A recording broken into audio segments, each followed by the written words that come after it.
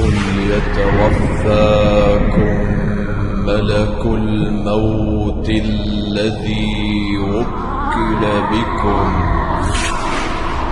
ثم إلى ربكم ترجعون قل يتوفاكم প্রিয় শয়তান বন্ধুগণ, আজকের এই জরুরি মিটিং ডাকার কারণ হইল সামনে আসছে রমজান মাস। রমজান মাসের 30 দিন আমগরে বন্দী করে রাখবো।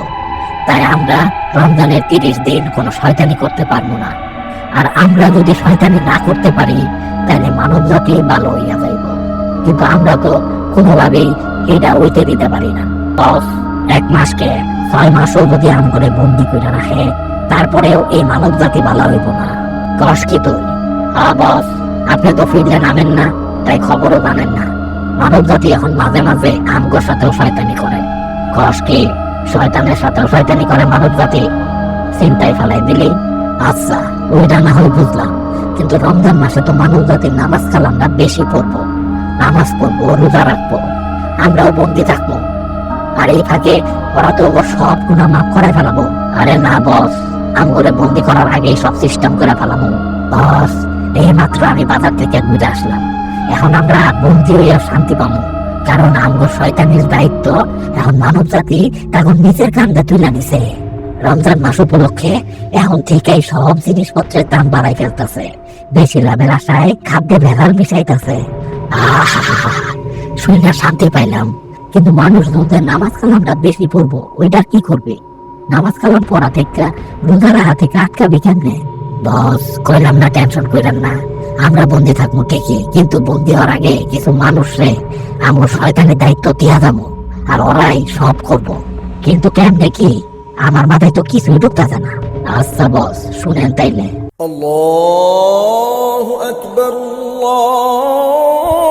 আল্লাহু আকবার। আজান দিয়ে দিল, নামাজটাকে করি আহি। আল্লাহু আকবার,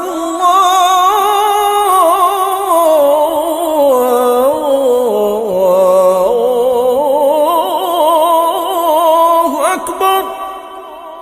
আশহাদু আল্লা ইলাহা ইল্লাল্লাহ। বন্ধু কই দাস? 10টা তুই পরে আসি, কই যাই মানুষ তুই পরে নাচ করা যাই।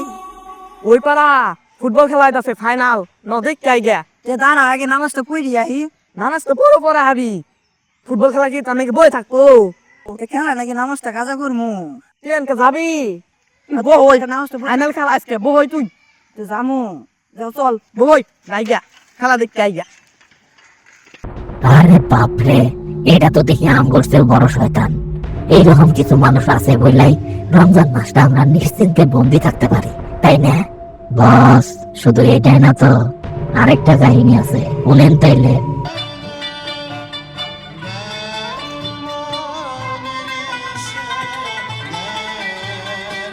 আরে বন্ধু, রোজার দিনে বিড়ি খেতে চাস? তুই রোজা নেস নাই?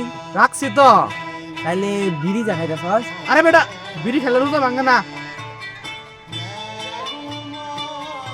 বন্ধু, মনে হয় বিড়ি খেলাম না, মধু খাইতাছি। ধর ধর ধর, দে একটা দে। না না, আমি রোজা রাখছি। আরে বেটা, আমিও তো রোজা, আমি কি খাইতাছি? খালি ধোয়াটা নিতাছি আর বাইর করে দিতাছি। আরে বেটা, সুখ না জিনিস, এটা খাইলে কি রোজা ভাঙে? ধর ধর দে, একটা দে দে। চলে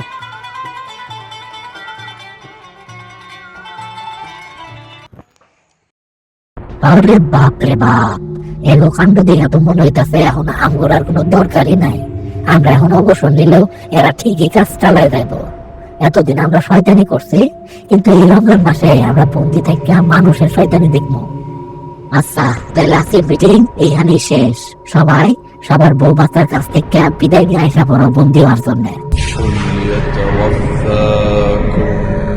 ملك الموت الذي وكل بكم ثم إلى